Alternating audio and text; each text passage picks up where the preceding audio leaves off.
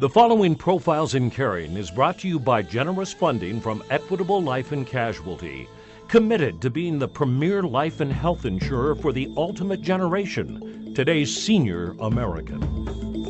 Welcome to Profiles in Caring. I'm Kimberly Perkins. The country of Uganda in Eastern Africa has suffered through years of turmoil and unrest. And as usual, it's that country's children who are most impacted. Those children are the focus of Sarah Asayo and her organization, Aseyoâs Wish. You see, Sarah and her family were forced to flee that country, but even in the United States, Sarah's heart was in her homeland. So she founded an orphanage to help the children there. Doug Jardine was with her and has the story. The conditions in which I left Uganda were horrible. You know, people getting pulled out of the car and getting shot, and that was the memories that I was left with. It is just so horrendous that a lot of people don't know the lives that these children need. They don't need that much, you know. They don't need elaborate things. It's just basic things like clean water. They are part of me.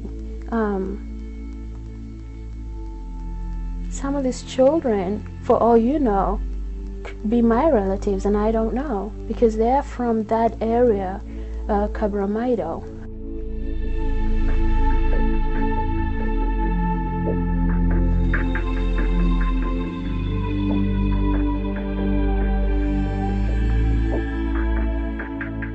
Kimberly, welcome to the Kaberamaido Children's Village. We've traveled for a day, no chance to shower yet, and we can't even rest because the kids are ready to perform in honor of our being here. So take a listen. Welcome, our dear visitors. We are happy to see you today. Sitting down and listen to us. Orphan members singing for you.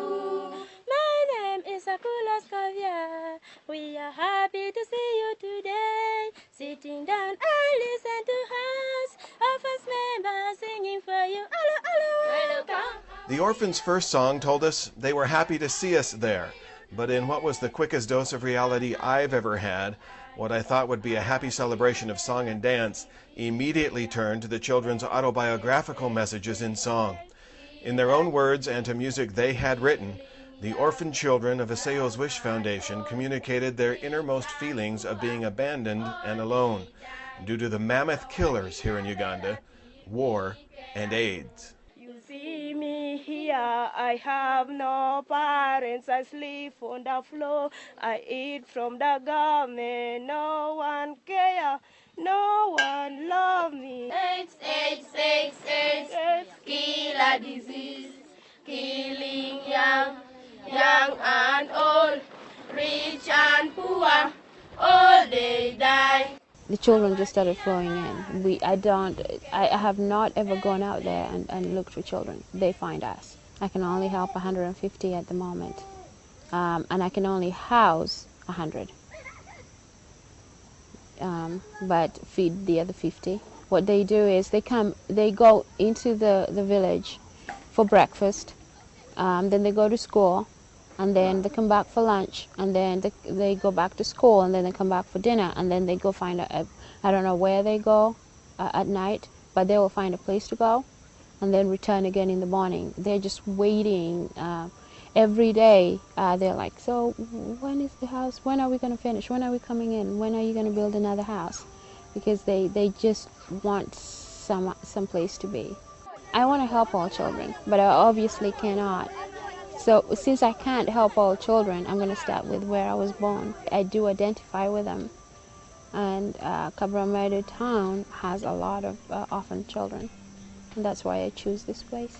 Kaberamaido, Uganda, once the country's garden spot, today there are no paved roads, no electricity, and eating daily meals depends on the mud fish you might catch in a nearby swamp, or most often, and it is the case for these orphans, food donated by those who live in lands far away, lands these kids will only learn about in school. But for Sarah Asayo, her Uncle Charles, and the rest of her family, it is time now for small steps. Keep the children alive first, give them something to eat, somewhere to sleep, although for now they are placed head to foot to foot, and 50 to a small room, and then give them an education. And someday, things will change. We've had a lot of NGOs and charities, that dealt with children, and rather than help, they were a problem to us, because they'd come and then collect money from the communities in the name of the children and disappear. So whenever you talk about an orphanage or anything to do with children, the first thing the authorities have to do is look at you as if you're a problem. As Charles mentioned, the problem is not being accepted by the people or the children. Just look and hear the reception we received at the local church when we showed up to their Easter Sunday services.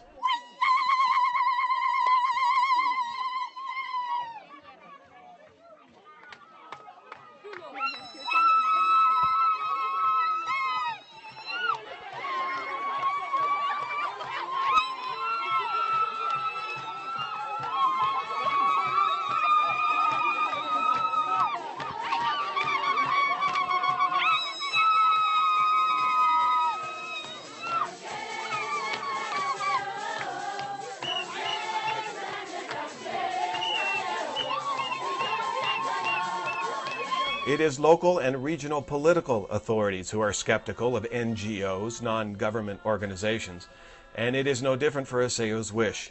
Even with all the work Sarah, Charles, and others have done here, in what was an incredibly awkward moment for me and our Profiles crew, local authorities really weren't willing to accept the work the foundation had done until we agreed to go and meet with local political leaders and ask them a couple of questions on camera. We did so to help Sarah and the children. It was as if, okay, we from the United States see the good they are doing. Now you can acknowledge it as well. You will see poverty speaking by itself. Everybody is poor because of those wars which gave that negative impact. So it is my hope that when people of goodwill, either from America, UK, and all the people, who, even here in Uganda, who feel they should really come and help us, we really welcome them. But there's big need for support from people of goodwill like you. But with the organizational work well underway and with local political acknowledgement and acceptance, it is now time for Aseyoâs Wish to move forward, and Sarah is wasting little time doing exactly that.